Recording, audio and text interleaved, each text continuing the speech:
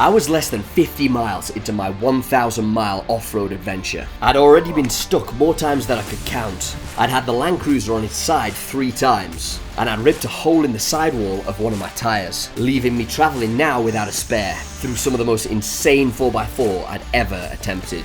To compound matters, it hadn't stopped raining in 3 days, turning the tracks into a mud bath and leaving me soaked to the skin at all times. When I first planned this trail, I had no idea how brutal it was going to prove to be. And with less than 50 miles progress so far, I was starting to wonder whether I'd bitten off more than I could chew.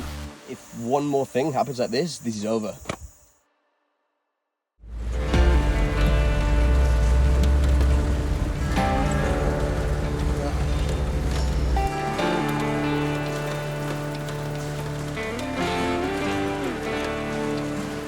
I awoke to rain again on the 3rd day of my expedition. After the previous day's disasters, I'd parked up off a nameless track somewhere in the middle of nowhere with little fanfare. I'd gotten up determined to hit the trail early, in the hopes of finally making some progress today. Despite my determination, the weather was a vibe kill. Camping in this kind of constant rain means that everything is always just a bit damp, making for a consistent state of slight discomfort while on the road. My current location was in the south of Wales, driving a winding network of unpaved tracks that linked up sections of farm and scrubland with stretches of moor. Wales is a country with Celtic roots that's part of the United Kingdom, with England to the east and the Irish Sea to the west. While nominally part of the UK, Wales is its own country, with a distinctive culture of its own and a language very much apart from English. This rugged, mountainous little country fiercely resisted invasion and occupation by foreign powers for centuries.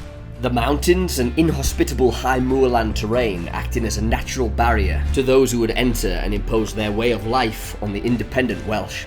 Though Wales was annexed by England in the Middle Ages, old habits die hard, and there's a palpable sense of fierce independence that remains even today, with a culture and language that's kept alive by its people. The terrain here too is far less tame than that in the rest of the UK. While even the far north of Scotland has neat tarmac roads that crisscross the Highlands, Wales, by contrast, has almost 3,000 miles worth of unpaved roads. And I plan to drive about 1/3 of that, 1,000 miles of off-road tracks through the mountains and valleys of this rugged little nation. As I cruise along these rain-lashed tracks early in the morning, it occurred to me that I was at last making a bit of progress. While yes, the going was slow and the visibility was poor, these tracks made for a sharp contrast from the last couple of days, with a rough gravel surface that was easy to drive, and very few challenging parts to stop me in my tracks. Despite the gratifying feeling of finally making some progress, I still had a lot to think about today. Having ripped out the sidewall of one of my tyres within the first 30 kilometres of the trail yesterday, I was now travelling without a spare. Attempting to take on some of the UK's most remote tracks on a 1,000-mile expedition alone is one thing, but trying to do it without a spare tyre is quite another. I just experienced firsthand just how extreme the terrain can be down here, and I knew that if I had another incident like the one that I'd just had, then my self-recovery options were going to be extremely limited. If I lost another tyre in remote territory out here, and I wasn't able to figure out a bush fix, I knew there was a good chance that I was going to be leaving the cruiser and hiking out to the nearest town, which was very much not a proposition I relished the thoughts of. I knew from experience there was no chance I was going to get a tyre of this size off the shelf at any local tyre shop. Trying to find a new tyre with which to complete this expedition was likely to take at least a week of waiting. And with a limited time in which to complete this journey, it was a week I didn't have. The future of this expedition was now hanging by a thread, and I knew I was going to have to figure this problem out if I was to complete my goal of driving 1,000 miles off-road. All of this was hurtling through my head at 100 miles an hour as I hit a section of paved road on my way down into a town in the valley between 2 moors. Whoa, rabbits, man. The route that I'd plotted was going to connect at regular intervals with sections of paved road that would cut through small towns and villages. This was unavoidable to make this route possible, but it also gave me the opportunity to see what life was like in these picturesque little Welsh settlements. Due to these occasional paved road detours, I knew the total mile count of my expedition was going to have to be more than just 1,000 miles. In order to achieve my goal, I estimated the total journey distance was going to end up somewhere around 1,200 miles. I passed through the town and jumped out to open a gate that led into an old farmstead. The off-road trail was going to resume past these farm buildings and agricultural machinery. I dropped the cruiser back into high 4 and pulled through the old farmyard up onto the track that was going to take me back up into the backcountry. I carried on a while up an old drover's lonin, which had a little stream running beside it, which I imagine was probably more runoff. I was slowly gaining altitude again, heading uphill on a shallow gradient into the relentless rain.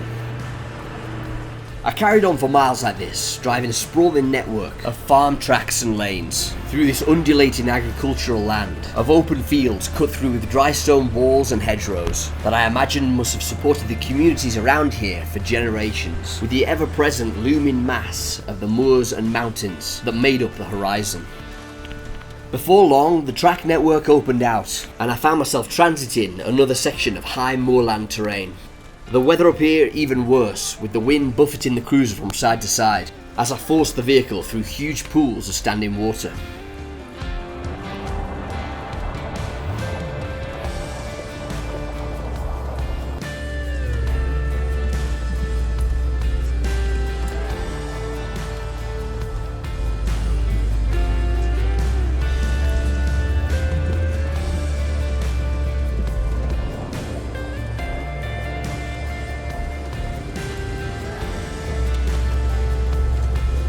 On the other side of the moor was another small town that I transited through quickly.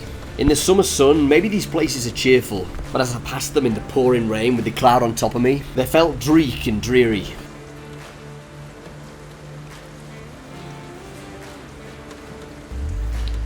I passed through another old farmstead, this one packed full of abandoned cars and caravans, as I connected with another track that was going to take me up over yet another moor. One aspect of this journey that hadn't even crossed my mind before I set off was the sheer volume of gates that I was going to have to deal with. When travelling with the passenger, gates are not a problem, but since I was doing this alone, and since I don't trust Land Cruiser handbrakes, I was going to have to stop the car, turn off the engine, get out, do the gate, and go and put it all back before setting off again. On these farm tracks, these gates were sometimes spaced not 40 feet apart, and doing this repeatedly, time after time, in this pouring rain was really starting to take it out of me. The trail was taking me back up the side of a hill, and this track was steep, so I dropped it down into low 4 and let the cruiser slowly crawl its way upwards. This track cut its way across the ridgeline of one of the highest peaks around, with views dropping off to the left and right, which would have been spectacular if it weren't for the thick fog that roiled through the valleys on both sides. I continued pushing through these high up, rarely used trails, but the sheer quantity of farm gates that blocked my way was stunting any chance I had of making some real progress today. Oh my god, this is serious effort. All the gates, man, just so exhausting with only one person. If I get out, turn the car off, go and do the gate. It wouldn't be so bad if it wasn't for the torrential rain. It's just not stopping. I'm soaked to the freaking skin here. This trail is kicking the shit out of me, I'm not gonna lie. All of my optimism this morning has evaporated now. I'm just like, it's me against the freaking world at the moment, honestly. This is way more than I ever expected it to be.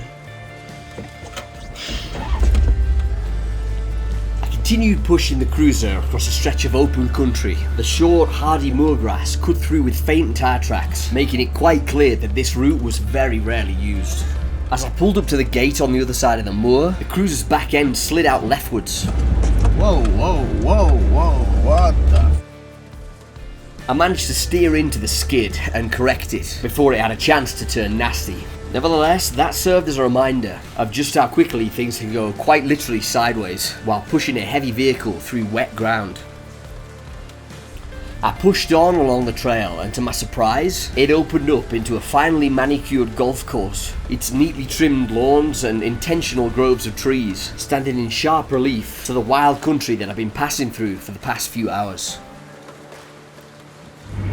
Well, the weather is leaving something to be desired, I've got to say. I think I've come to Wales on literally the worst day that I possibly could have picked. Like, thick fog's just descended. You can hardly see about 5 meters ahead. I can't even film. I'm going through some really, I think, spectacular terrain right now.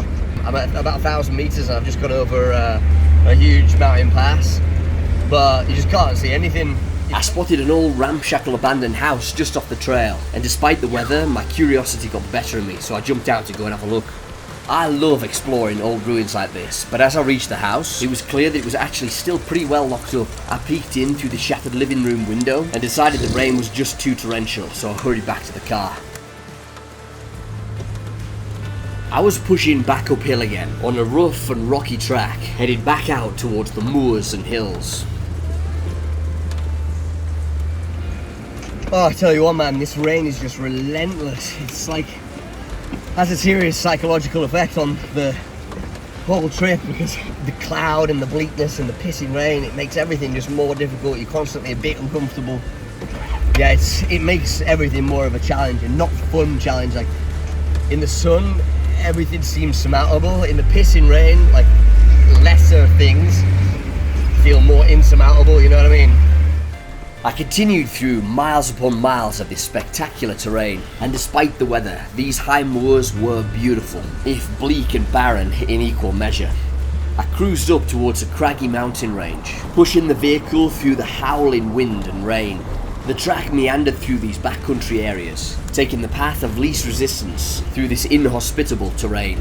Evidence of human habitation in this area goes back 250,000 years. And as I negotiated this gorge on the rocky trail, I imagined that I was following the footsteps of ancient tribes, sheep herders, Romans, and warring armies that will have used these routes to transit these valleys and hills.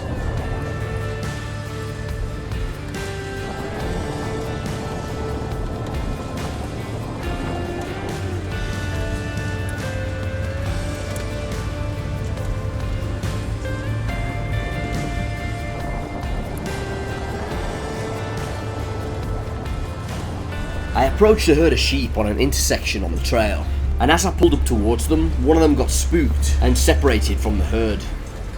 Buddy, you're going the wrong way. With a dry stone wall on one side and a fence on the other, I knew from experience that I was going to end up chasing this sheep for miles if it didn't make the right decision here. Go on, go back to your mates. Idiots. Go on. I let the cruiser idle while the sheep made up its mind. It made an encouraging move back towards its herd for a minute. Yeah, go on. Before coming back down onto the track, briefly considering a standoff with the cruiser, and then taking off in the wrong direction. Idiot. I'm gonna chase this sheep for miles, I bet you. Goodness sake. Oh, mate. As predicted, I did indeed chase the damn thing for miles, before he finally had the wherewithal to peel off the track to the left and climb the hill out of my way. I continued along the trail a while and stopped to open another gate. As I unbolted and swung the steel threshold outwards, a little laminated sign that was cable tied onto one of the bars caught my eye. There's a sign on that gate. It's actually a warning sign that says, "We're receiving reports that this lane is catching out users with lower clearance, and that it's gotten so bad that they're not going to come and rescue you basically if you get stuck." So I don't know, I mean, you know, I can only imagine what this is. It's going to be absolutely insane. I nosed the cruiser slowly down onto the track, apprehensive about what might be waiting for me to warrant a sign like that. Yeah, I can see what they mean. Whoa, dude. I'm dropping it down into low 4 here. I rounded the corner to find an insanely washed out low range track that almost immediately pitched the cruiser over onto a 30-degree angle yet again. This is tight, man. This is really, really tight. Oh my god.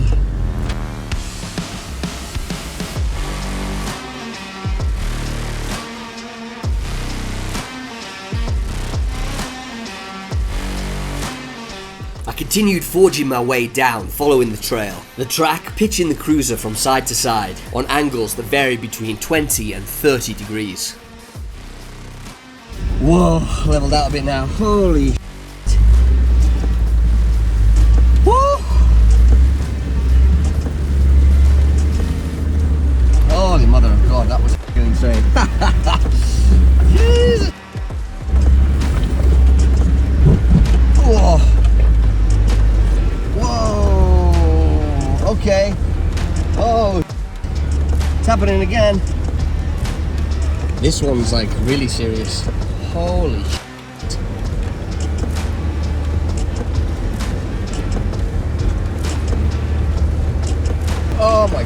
30-degree angle. The washout to the left was about 2.5 feet deep, and the extreme angle was threatening to tip the cruiser over to the left. This one had me genuinely rattled, and I eased the cruiser into reverse in an effort to back up so I could reapproach this from a different angle in the hopes of trying to straddle the washout and maybe level the cruiser out a bit. For fuck's sakes! The cruiser was now gravitating between a 30 and 35 degree angle as I eased it painstakingly down the track.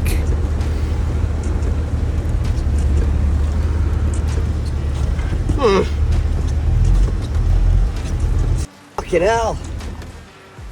The track carried on like this for what felt like miles. The cruiser pitched over into the hedgerow and thick bracken with almost non-existent visibility as I pushed the vehicle down the track.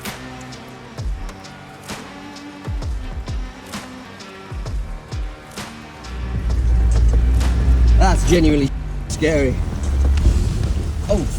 The cruiser suddenly ground to a shuddering halt, and I could tell at once that I was caught up on something. Oh, I don't know what I've done here, but I don't like it. That had been a horrible screech of metal on another hard surface, and I felt like the camper body was caught on something that I couldn't see amid the thick bracken. For sakes. I'd freed the cruiser from whatever I'd got it hung up on, but finding out whether or not I'd done any damage would have to wait. God almighty! I don't even want to know what I've done to the car there, like. The rain was pouring down at an unbelievable rate, and this was one of the tightest tracks that I'd driven so far. I carried on pushing down, following the trail through the walls of thick bracken on either side. Despite the fog and visibility being poor, I'd caught the unmistakable glimmer of headlights up ahead down the trail. I pulled the cruiser over in this clearing, in order to let whatever it was pass by. No sooner had I got the vehicle tucked into the side, than a column of off-road motorcyclists zipped by. Watching 10 bedraggled men ride by to my right, exposed to these elements, had me feeling pretty cozy in the relative shelter of the Land Cruiser's cab. That was genuinely some of the most insane 4x4 I've ever done as well. Holy mother of God. It's a 30-degree angle right all the way down there for about 5 kilometers. Oh my God. Right, one more time.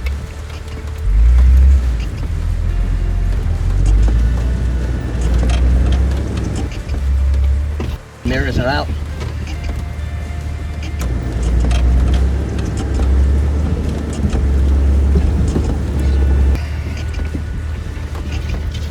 Desperately need new mirrors.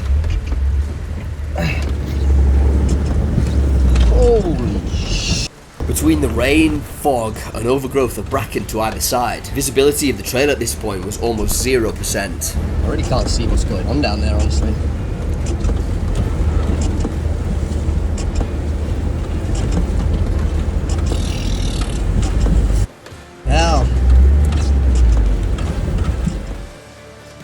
This had been one of the most challenging tracks on this trip so far, and I continued pushing down the lane through the elements, occasionally getting hung up on dodgy washouts and low-hanging tree limbs, until at last I spotted a gate up ahead, which signified the end of this particular track. Obviously has to be a pissing tap, right? Oh, God. I jumped out of the cruiser into the pouring rain, trying to dodge the literally litres of water pouring off the cruiser's roof as I stumbled out into the undergrowth to go and do the gate. Oh, God.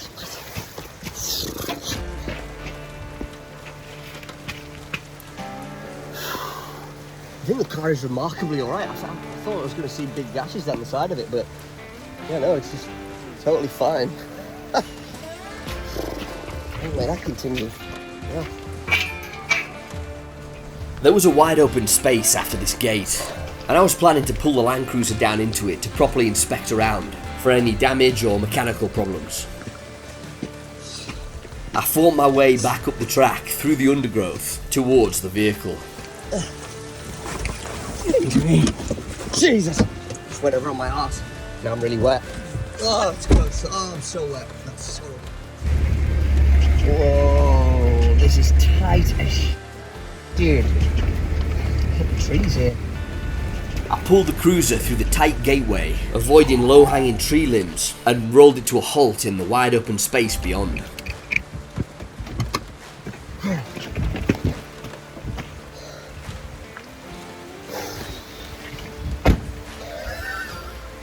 Looked like I brought half the undergrowth out with me, but that wasn't going to be the only memento that I was leaving this track with. What was the first casualty? Oh, shit. Oh, right, okay. Oh my god. Right, that is a bit painful. I mean, they're just battle scars, but what the... I was at around the 80-mile marker of my journey, and it was clear that I inflicted the first real damage of the trip so far. Yeah, I've had a good go at my car here, like. The extreme side-to-side washout of that track, plus how tight it had been, as well as the immense amount of bracken on either side, had created a perfect storm, a combination of factors that had caused me to do a real number on the side of this vehicle. I did a full walk around of the car to inspect for any more damage, but save the odd scratch here and there, everything else looked in decent shape. Yeah, that was without a doubt the tightest lane that I've ever done here. Absolutely knackered my aluminium skin. Punched it all in the side here as well.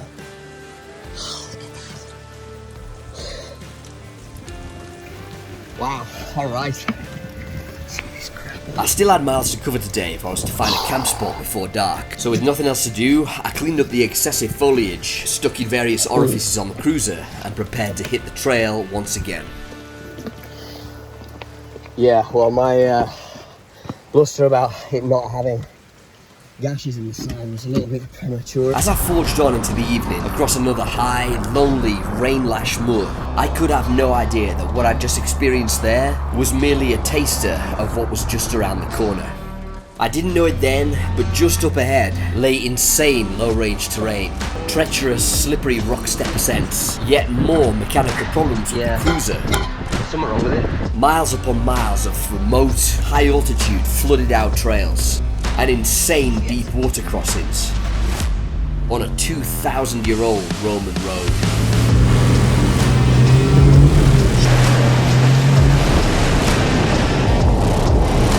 Christ!